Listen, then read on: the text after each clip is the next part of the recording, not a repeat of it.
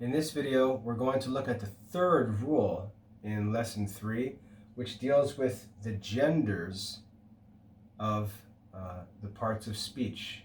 Okay? We learned that there are 10 different accidents that we'll be studying as we work through and study the parts of speech in Latin grammar. We've looked at the first, number, the second, case, and now we're looking at the third, gender or genus. Okay? The Latin rule in our lesson reads, genera praecipua quae nomini, pronomini et participio conveniunt, tria sunt, masculinum, femininum et neutrum. To translate this, genera praecipua. First of all, genera, the word genera, is simply the plural form of the word genus. So genus means gender and is singular. Genera means genders and is plural. So genera praecipua. Praecipua means principal or the main. Okay? Genera praecipua, the main genders, the principal genders, quae nomini, pronomini et participio conveniunt. Conveniunt means to belong to. They belong to. The principal genders, quae, which belong to, nomini, a noun, pronomini, a pronoun, et participio, and to a participle, tria sunt, are three. The principal genders which belong to a noun, to a pronoun, and to a participle are three. There are three principal genders. Genera praecipua. Okay, three principal genders. Masculinum, femininum, et neutrum. Very simple. Masculine, feminine, and neuter. The three genera praecipua, principal genders. Now we go further in this rule, and it talks about the first of these three genders, which is the masculinum, or masculine gender. Masculinum sive virile est, non quod virum significat, sed cui preponitor hic, ut hic dominus, meus, doctus. Translation here is, the masculine, masculinum, sive virile, or virile. The word virile just means masculine or man-like. Okay, vir in Latin means man. Virile means manly. Masculinum sive virile, the masculine or virile or manly gender, est non quod virum significat, not that which signifies a man. It's not just the gender which identifies a man. Sed cui preponitor hic, but to which preponitor is preposed or put before. Hic. Hic is a pronoun that means this. All right? So to translate this, the masculine gender is that not which just refers to a man. It's a little more complicated than that. Okay? The masculine gender doesn't just identify men. There's more to it than that. The masculine gender is that to which is set the pronoun hic, or before which is set the pronoun hic. Hic means this, but it's the masculine form of the pronoun. So it means, hic means this masculine subject. Okay? The masculine gender is that which has the pronoun hic set before it as a mark that shows us a masculine gender. So how do I know that a noun is masculine, it will have the pronoun hic set before it. Now, in our modern dictionaries, like this one here, this is a Latin dictionary that's relatively new. They don't use the pronoun to identify the gender. They use just M or F or N to mark masculine, feminine, and neuter. But in the older dictionaries, or even in just old vocabulary books, they'll use the pronoun hic to mark the masculine gender. So any noun that has the pronoun hic coming before it is a masculine noun or pronoun or participle. Okay? That's what that first rule says. Masculinum sive virile est non quod virum significat. Not which simply signifies a man. Sed cui preponitor hic, but which has hic set before it, but to which is set before the pronoun hic. Ut hic dominus. Hic dominus is an example. It means this master or this lord. Dominus is masculine because it has the pronoun hic set before it. Meus is an example of a masculine pronoun. If I were to say, this my book, I would say, hic liber meus, hic meus, this my, masculine, all right?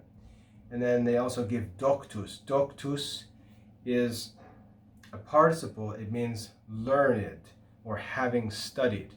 Doctus, hic doctus means this educated man. Hic doctus, like a doctor of the church. Hic doctus, this educated man. So each of those examples, dominus, meus, and doctus, would have the pronoun hic set before it, and that's how they're identified as masculine nouns or pronouns or participles. All right, that's the first part. Then we go on and we deal with the second gender. Femininum sive muliebre cui preponitor pronomen haec or haec. The feminine or muliebre, that means the womanly gender. Mulier in Latin means mother or woman. Mulier. Muliebre means woman-like, womanly. Femininum sive muliebre, the feminine or womanly. Cui preponitor pronomen haec, to which is set before the pronoun haec. So hic marks the masculine gender, haec, H-A-E-C, marks the feminine gender. And again, they give us some examples. Haec ancilla or haec ancilla. Haec ancilla. Ancilla is a female servant. Haec ancilla. How do we know ancilla is feminine? It has the pronoun haec or haec set before it. Mea. Mea is the feminine form, whereas before we learned meus, which is the masculine form. Haec or haec mea means this my feminine thing. And then lastly, docta. Docta is a participle that means educated, but it refers to a feminine person, a woman who is educated. So docta would mean an educated woman, and we know that it's feminine because it has the pronoun haec set before it. Okay, so the second of the three principal genera or genders is feminine. And then lastly we go on to the third, neutrum, the neuter. Okay, neutrum in Latin just means neither. So it's neither masculine nor feminine. It's neither. It's none of those two. That's the third principal gender. Neutrum cui preponitor pronomen hoc. So hoc is the pronoun set before a neuter noun or a neuter pronoun or a neuter participle. Hoc.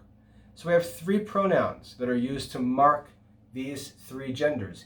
Hic marks the masculine gender, haec marks the feminine gender, and hoc marks the neuter gender. And we have examples. Mancipium. which is a male, a slave, but it's considered neuter, all right? Hoc mancipium, this slave. Meum is neuter. We have meus is masculine, mea is feminine. Now we have meum, which means my neuter thing. And we would say hoc meum.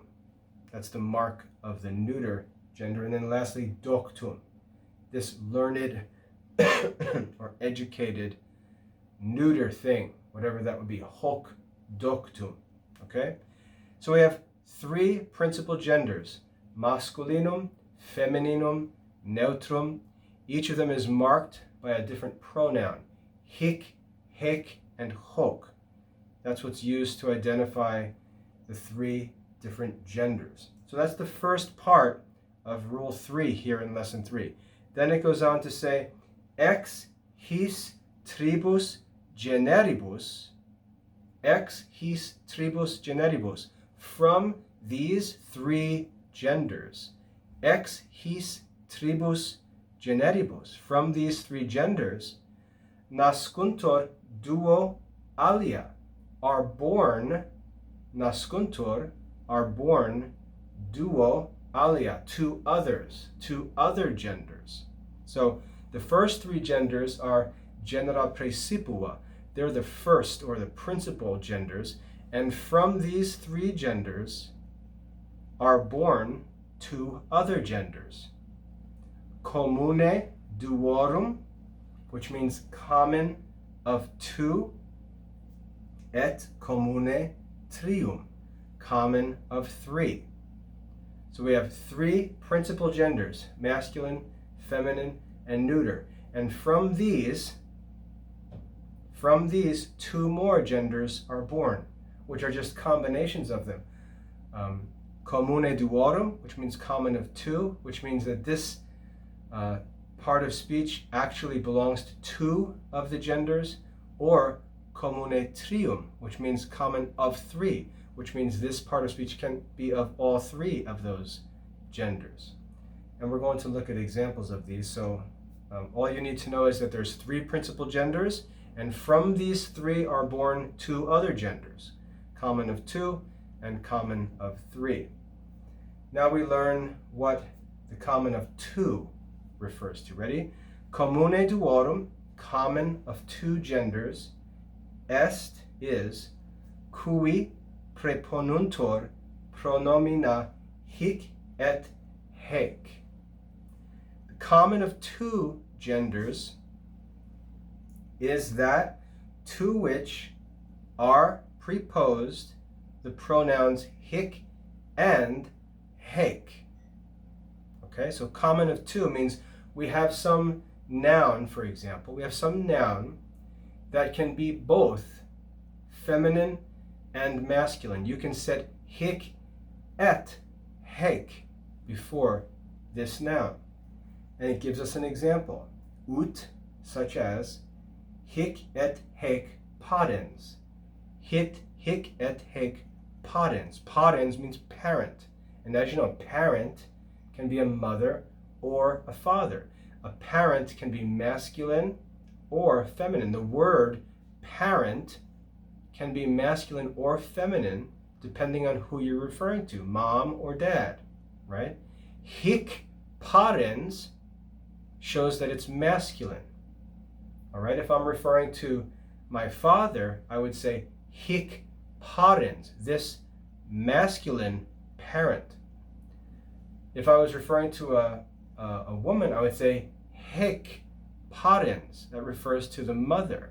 Hic potens. But potens can have both hic et hec. And so the noun potens is common of two. It's not masculine or feminine or neuter. It's masculine and feminine.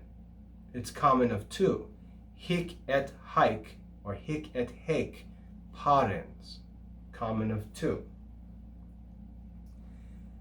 And then we go on, commune trium, okay? Commune trium sive omne. Commune trium means common of three genders. Sive means or. Omne means all, all right? So, or every. comune trium, common of three genders, cui preponuntur pronomina hic et hoc. Comune trium, cui preponuntur pronomina hic et hoc. So the common of three, to which is preposed the pronouns hic et hoc, all three. Now, what kind of part of speech, what kind of word could apply to all three genders, masculine and feminine and neuter? What kind of word could do that? Well, our lesson shows us. Such as ut hic et hoc prudens. Prudens is an adjective. Hic et hoc prudens. So an adjective is an example of a part of speech whose gender is common of three. It can be masculine, feminine, and neuter. And how does that work? Well, the adjective itself doesn't have its own gender. But when you add the adjective to a substantive noun, then the adjective has the gender of that noun. For example, hic prudens means wise. Hic means masculine. So hic prudens would refer to a wise masculine person or thing. Hic prudens. In that case, prudens would be masculine. In another case, we could say hic prudens. If we were referring to a wise woman or a wise feminine thing, we could say hic prudens, meaning feminine. Or we could say hoc prudens. If prudens was referring to some neuter thing, we would say hoc prudens. So prudens can have hic, and hoc set before it, depending on what it refers to. So the adjective is common of three in gender, because its gender is determined by what it's referring to. Okay, so adjectives are examples of parts of speech that are common of three. Comune trium. And it gives two other examples there. Nostras is a pronoun, and then amans is a participle. Okay, common of three.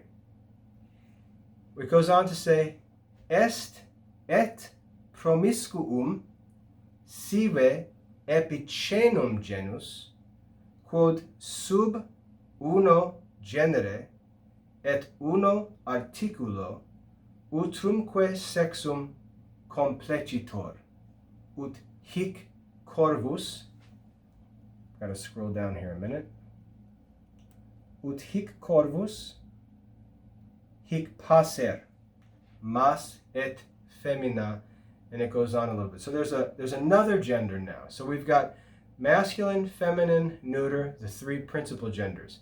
From those three are born two others, common of two, such as parent, or in another video I used chicken as an example, and common of three, which we see applies to adjectives and some pronouns and participles.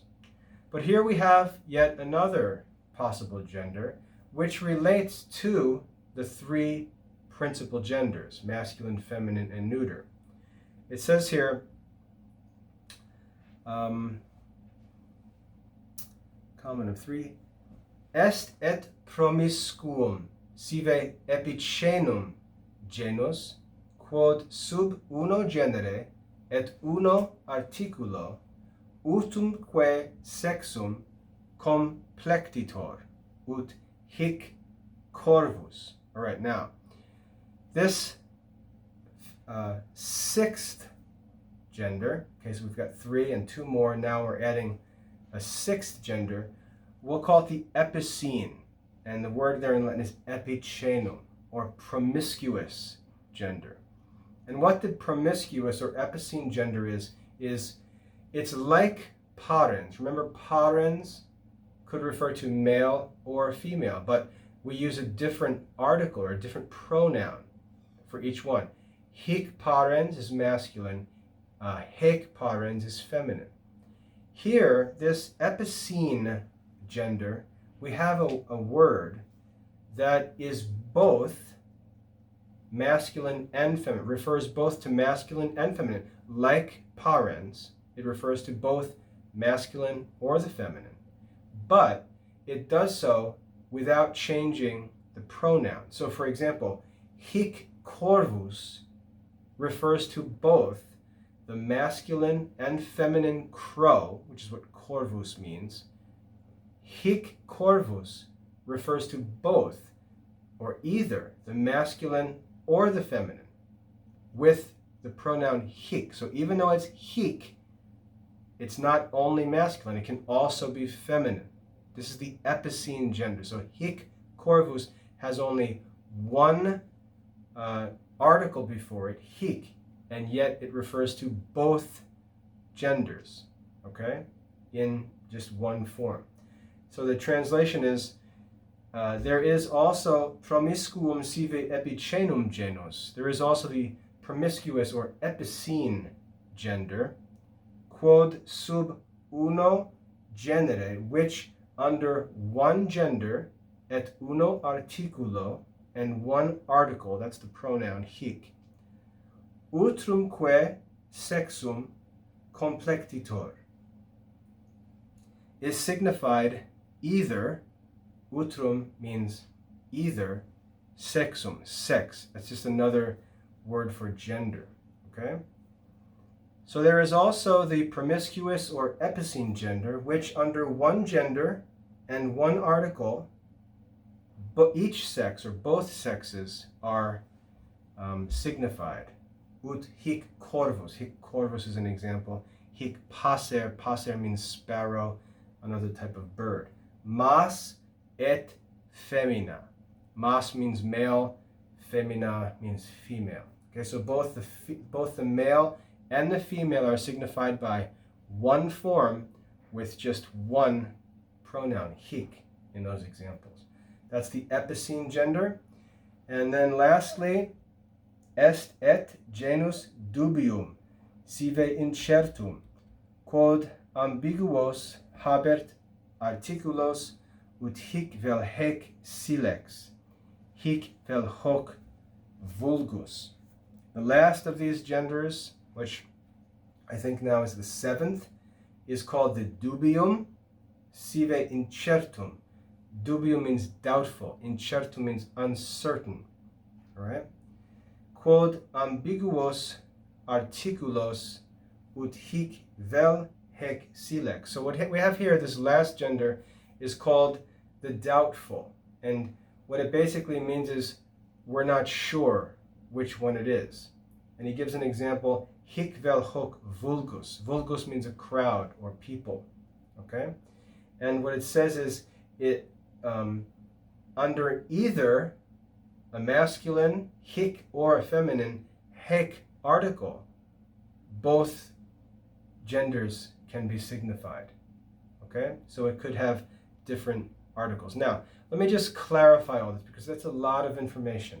What we've learned is that really in Latin, when it comes to genus, there are 7 different possible genders that we'll find in Latin. Really, there are only 3 principal genders, masculine, feminine, and neuter. But then there are different combinations of these genders that lead to the formation of other genders, a total of 7. There's the common of 2, which is where we can have one noun that can be both masculine and feminine, and it changes the article, hic and hec, when it changes gender. But the word stays the same for 2 different genders. Okay, that's common of 2. Then there can be common of 3, where the word is the same for 3 different genders, but the articles change, hic et hec et hoc. An example of that would be an adjective.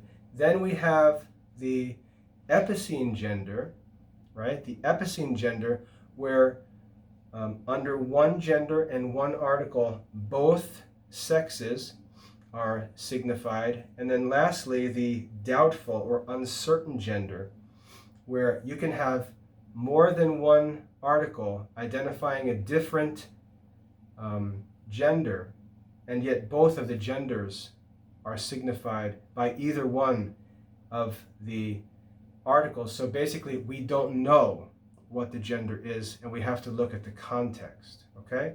Now, remember, the lesson started with genera praecipua sunt tria, right? The principal genders are three: masculine, feminine, and neuter. It's simple, right? All of the rest, we're going to get into all that when we study through the parts of speech, but make sure in Rule 3, which has a lot of content, make sure you know very simply that when we talk about genus as one of the accidents of the parts of speech, we're referring to gender. And there are three basic or principal genders: masculine, feminine, and neuter. And then there are other examples where these are combined in different ways to form some other or four other genders. Okay, common of two, common of three, epicene, and doubtful. You don't have to understand all that right now. We're simply learning about the accidents that we're going to study as we work through our study of the parts of speech in Latin Grammar 1.